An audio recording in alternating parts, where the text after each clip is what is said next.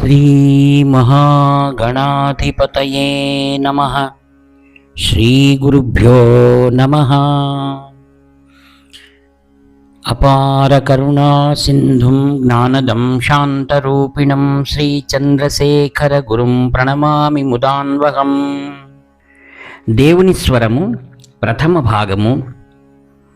ప్రవచించిన వారు శ్రీ కాంచి కామకోటి పరమాచార్య శ్రీ శ్రీ శ్రీ చంద్రశేఖరేంద్ర సరస్వతి మహాస్వాముల వారు. విషయము శంకరులు చూపిన సనాతన ధర్మ మార్గం. ఆంగ్లంలో ఒక కథనం ఉన్నది. కుక్క మీద నెపం మోపి దాన్ని ఉరితీయాలి. కుక్క విశ్వాసం గల ప్రేమకు స్పందించే జంతువు. దాన్ని ఉరితీస్తానంటే ఎవరూ ఒప్పుకోరు. అందువల్ల దానిపై ఎవరో ఒకరు నేరం మోపి బహుశా ఉరితీసి ఉంటారు. ఆధునిక కాలపు సంస్కర్తలు మన ధర్మశాస్త్ర విషయాల పట్ల అదే చేస్తున్నారు. యుగాల తరబడి దేశానికి మంచిని చేస్తున్న ధర్మాలకు రకరకాల క్రూరత్వాలను అన్నింటినీ ఆపాదించి వాటి మీద నెపం మోపి ఉరితీయాలని చూస్తున్నారు. కొందరికి మన సనాతన అనగా కాలాతీతమైన శాస్త్రాలు ఏర్పరిచిన సామాజిక విభజన అంటే వర్ణధర్మాలు ఉండకూడదు అనిపిస్తుంది. మన ధర్మశాస్త్రం వల్ల ఏమీ చెడు జరగకపోయినా ఏవేవో ఊహించి క్రూరత్వాలు జరిగాయని మాట్లాడుతారు. మన దేశంలో ఫలానా జనులు ఫలానా కార్యాలను చేయాలని నిర్దేశించడం వల్ల అసమానత్వం చోటు చేసుకుంది. జనులు విడిపోయారు. అందువల్ల హిందూ సమాజంలో ఐకమత్యం అనేది లేదు. దీని ఫలితంగానే విదేశీయులు మనల్ని మళ్ళీ మళ్ళీ ఓడించగలిగారు అని వారు అంటారు. ఇది రవంత కూడా సత్యం కాదు. ఇరుపక్షాలకు సమానుడైన ఒక శత్రువు వచ్చినప్పుడు మన దేశపు రాజుల మధ్య ఐకమత్యం లేకపోయి ఉండవచ్చు. కానీ ప్రజల మధ్య పరస్పర విభేదాలు ఉన్నాయనడానికి కానీ వారి శత్రువులకు సహాయం చేశారనడానికి కానీ లేశమంత కూడా సాక్ష్యం లేదు. ఈనాడు మనం విభేదాలు సమసిపోవాలి అని మాట్లాడుకుంటున్న తరుణంలో విరోధం విభేదం అతి ఎక్కువగా ఉన్నది. ఇందుకు విరుద్ధంగా ఈ కాలం వరకు మనం సుహృద్భావాన్ని మాత్రమే చూశాము.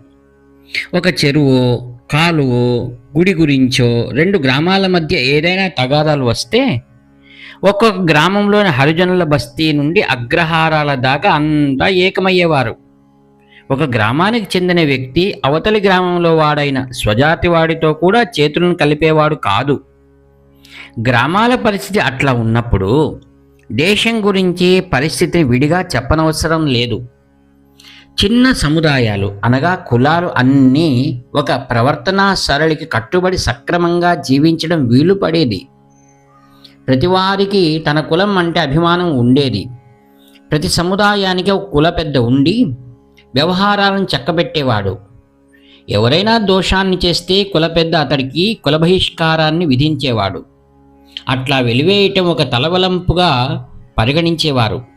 ఎందుకంటే జనులకు తమ కులం పట్ల మనస్ఫూర్తిగా నాది అనే ఆదరభావం అభిమానం ఉంటూ ఉండేవి. ఇది ఎన్నో నేరాలు జరగకుండా ఆపే గొప్ప ప్రేరణగా ఉండేది. ఈనాడు అన్ని కులాలను ఒక హృదయపూర్వకమైన ఆత్మీయత ఆధారంగా కట్టివేసి దగ్గర చేయగలిగే సంస్థ ఏదీ లేదు. నియంత్రణకు మించిన విశాలమైన వ్యవస్థలో సాన్నిహిత్యాన్ని సాధించడం జరిగే పని కాదు. దాని ఫలితంగానే నిర్లజ్జగా అభిమానం అనేది లేకుండా నేరాలు జరుగుతున్నాయి. పోలీసులకు పని పెరుగుతూ ఉంటుంది. శాస్త్రాన్ని వ్యతిరేకించే వారంతా విషయాలన్నింటినీ గూర్చి ఆలోచించాలి. ప్రతిదానికి ఒక ప్రతికూలత ఉంటుంది. అది మంచిది కూడా. ప్రతికూలత ఉన్నప్పుడే మన లోపాలు బయటికి వస్తాయి. మనల్ని మనం జాగరూకతతో రక్షించుకుంటాం. కానీ ప్రతికూలత పేరుతో అసలు ఉనికి అంటూ లేని దుర్గుణాలను ఆపాదించి మంచి లక్షణాలను పారవేసుకోకూడదు. ఉనికిలో లేని విషయాలను గురించి మాట్లాడే ఒక ఉదాహరణ చెబుతాను. నుదుట ఒక సంకేతాన్ని ధరించడం అనేది జాతికి అంటగట్టి అరికట్టాలని చూస్తున్నారు.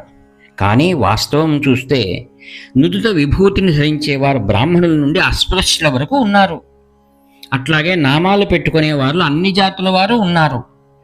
తిరుమన్ పవిత్రమైన మట్టి అనేది భూమిపైకి వచ్చిందంతా తిరిగి భూమిలోనికి చేరిపోతుంది అనే యథార్థానికి సంకేతంగా ఉన్నది.